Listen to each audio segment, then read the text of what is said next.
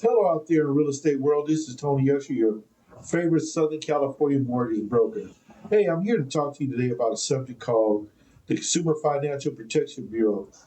Right now, they're on the verge of getting shut down or put at a standstill, okay? Um, this administration has been aggressively going after them to get it to shut down. Basically, they're taking us back to old school, okay? So, in that case, let me explain to you what old school is. Old school is this.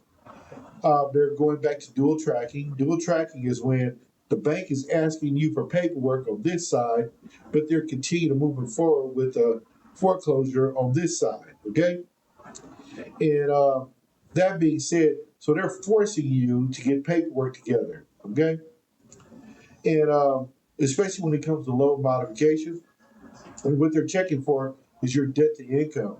And I always tell people you can work out your own debt to income, and that'll tell you right now if you're able to get a loan modification without wasting a lot of time. So what you do is you take all your debt, your house note, your car payments, credit card payments, student loans, everything, add them all up. Okay? Then what you do is you take your gross pay, okay, before taxes are taken out, and you divide your debt into your gross pay, which will basically give you a number. If the number is above 43, then what you're not going to get is a loan modification. If the loan is below 43, those numbers and DTI is below 43, then you'll get it. So I'm going to use my trusty calculator right here to prove a point. So that being said, let's just say my house note is $3,500 plus my car note, which is 470, plus credit card bills maxed out. I pay 200 a month. Plus, let's just say I have a student loan and my payment is let's just say 130. Okay, it equals to 4,300. So now, if my gross income is $7,000, I'm going to divide that by $7,000. Okay, in my particular case, my debt to income is 61%, so I would not qualify for a loan modification. Okay. Now, if you take those same numbers and you grossed out the pay, like let's say you make 10,000 a month, then of course your DTI is going to be much lower. Okay, and then how they're doing it is this: they're asking you to sit in paycheck stubs, they're asking you to sit in tax returns or W-2s.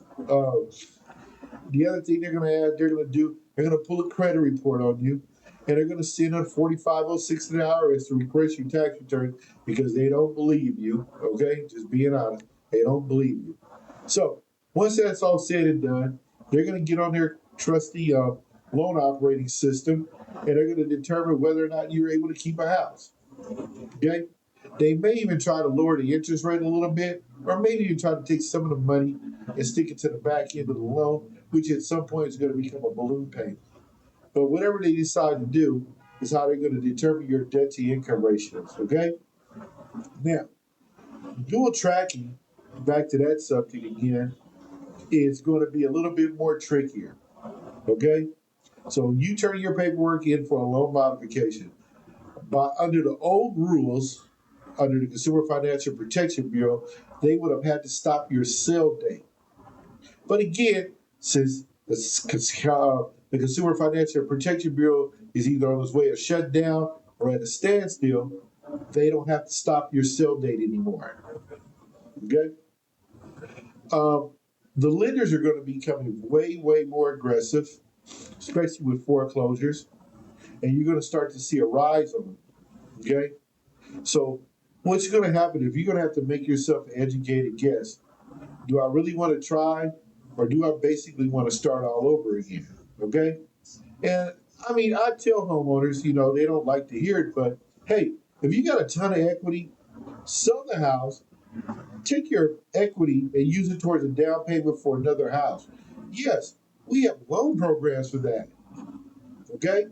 I've had plenty of homeowners who took their equity and bought a house actually in a better neighborhood and a house they could actually afford. Okay? I had a homeowner sold their house. They got $260,000 They stuck 100,000 on a new house, and guess what? They were able to afford that home. Okay, actually, the couple could go work at McDonald's and afford their mortgage. So, before you get to the point of losing your house and not knowing what you're doing, what I would suggest is you call a real estate professional and get a real estate professional to help you. Okay, when it comes to loan modifications, call a guy like me, well, mortgage broker, and we'll walk you through the steps of a loan modification. It's really not that hard, and it's easy to figure out before you even turn the paperwork into the bank. Okay? Save you a lot of time, a lot of hassle.